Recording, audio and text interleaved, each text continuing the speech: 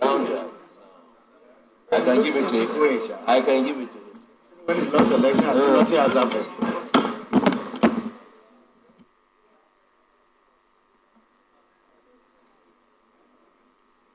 Dr. Yadon?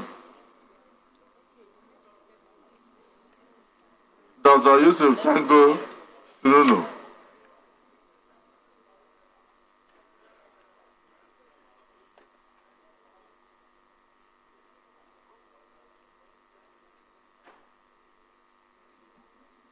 Doctor, you know, I met you earlier in my office, and when I came to the House of Reps, I met you.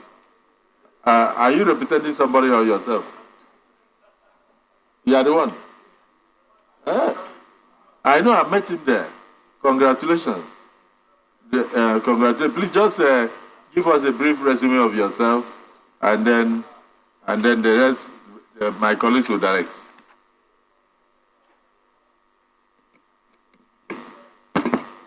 Most distinguished Senate President, the Deputy Senate President, the body of the principal officers, distinguished senators of the Federal Republic of Nigeria.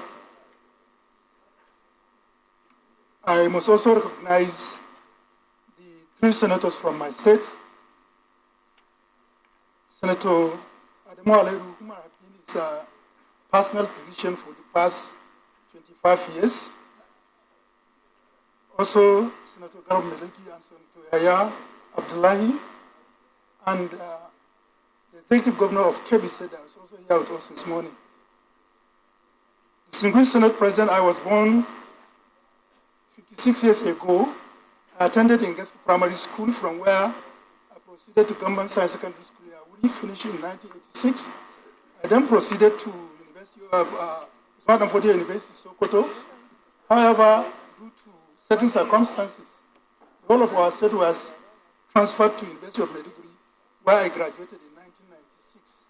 I served in Government House Ado Ekiti in 1999, and I came back to Kebbi State, where I served for 6 months at the General Hospital Argungu. From there, I was transferred to be in charge of Government House Clinic and personal physician to the then Executive Governor of Kebbi State, Senator Muhammad Adamu Aleru. After 5 years, I proceeded to do my specialization, and I became a consultant of suspicion and gynecologist in 2010. From there, I came back to the services of Kebbi State government. Thereafter, I got transferred to Federal Medical Center at Brunei, Kebbi, where I also proceeded to learn and practice minimal access surgery in gynecology as a subspecialty. In 2019, I voluntarily resigned my appointment and contested for the post of a member of House of Representatives, and I got elected. I was in the House for 4 years, then got re-elected in 2023. During my stay in the House, I served as the Chairman House Committee on Healthcare Services, and in the 10th Assembly, I was also elected to the same post. Mr. President, sir, over the last 4 years, I came to realize that the burden in healthcare delivery is serious in the country, and there is need of a special consideration to be given to health. And I also realized in the last 4 years, there is, for health to be saved in this country, there must be a very good alignment between legislation and executive, and I think that's the best way we can go out. And also we need to reprioritize and restore confidence, because right now the major problems in healthcare delivery has to do with confidence. Mr. President, sir, it will interest you to know that people will leave primary health center next to their door and move for many kilometers to go and waste time just to be consulted for malaria. And also we will realize that even in the tertiary hospitals, the confidence, especially of the elite group, is also not there. So what is needed is to see how we can organize the healthcare, and I believe the basic way we can do that is to strengthen our national health insurance in the country. And behold, I also participated actively in drafting in further legislative activities that made it possible to have national health insurance authority in the country. And I believe that with Senate, there are areas that I know, even Mr. Senate President, a comment when I was listening, the issue of indigent people. It is my appeal that the National Assembly will consider the need for indigent funds to be so encroached in our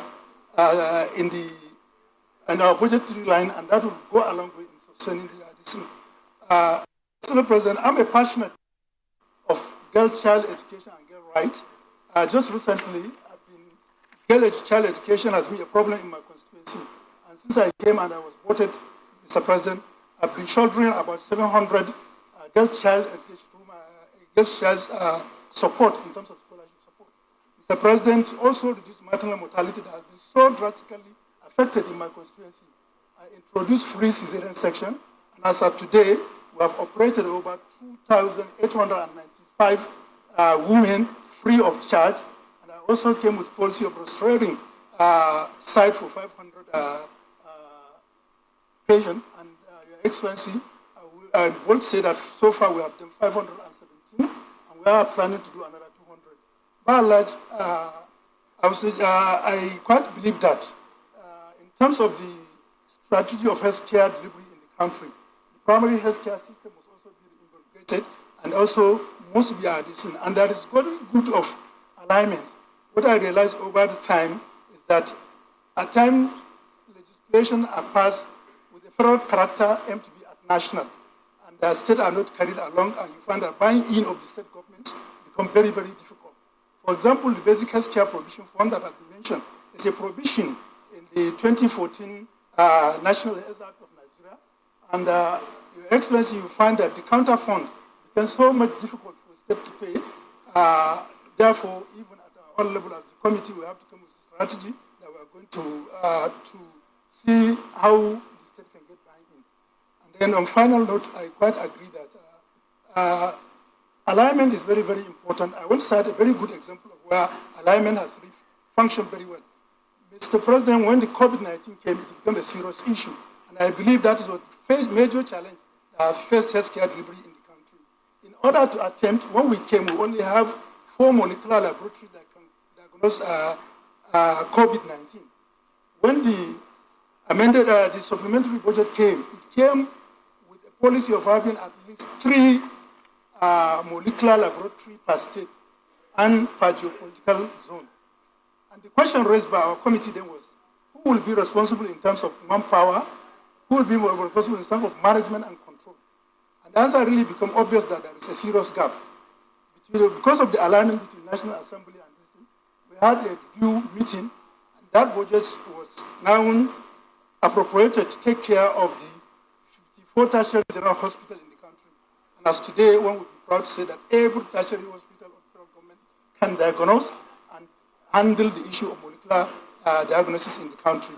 So also through that alignment, we have isolation centers and intensive care units all over the country. And therefore, I quite believe that where there is good understanding, amendment to benefit the country is something that is not only visible but can be easily done. I therefore also want to use this opportunity to thank Mr. President for finding me very worthy to be given the chance to serve as member of Federal Executive Council of Nigeria, and also to thank all those that have mentored me over the time to be where I am today. And I must be grateful that over the last 4 years in the House, I have learned a lot and I've learned a lot to do. On this note, I want to thank you very much for giving me this rare opportunity to appear before you, to present myself as a nominee of Mr. President for the appointment as a Federal Executive Council member. Thank you very much. The Right Honorable Dr. Yusuf Tanko Sununu, I must thank Mr. President for your nomination on behalf of the Senate, and to say that yes, we are just screening. We are not confirming yet. We'll still take a look at your resume, and if there's any petition or others in totality in closed session before we come out with a confirmation and approvals. So, but for now, we believe strongly that your nomination shows the importance the current president places on healthcare delivery, because you are the second person we are interviewing today who has a lot of knowledge in different aspects of health. I've seen, yes, I think the six medical doctors. The last person that came was an expert in nephrology. You know, something about kidneys and all that. And I've done a lot in that direction. And you just confirm here now that you have done over 2,000 cesarean sessions almost free of charge for your people.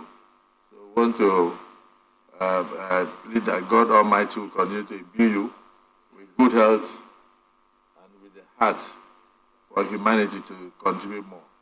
And if confirmed by this Senate, please take the same zeal that you serve your community, your federal constituency, into serving the entirety of the Federal Republic of Nigeria. You may now step forward, take a bow, and go.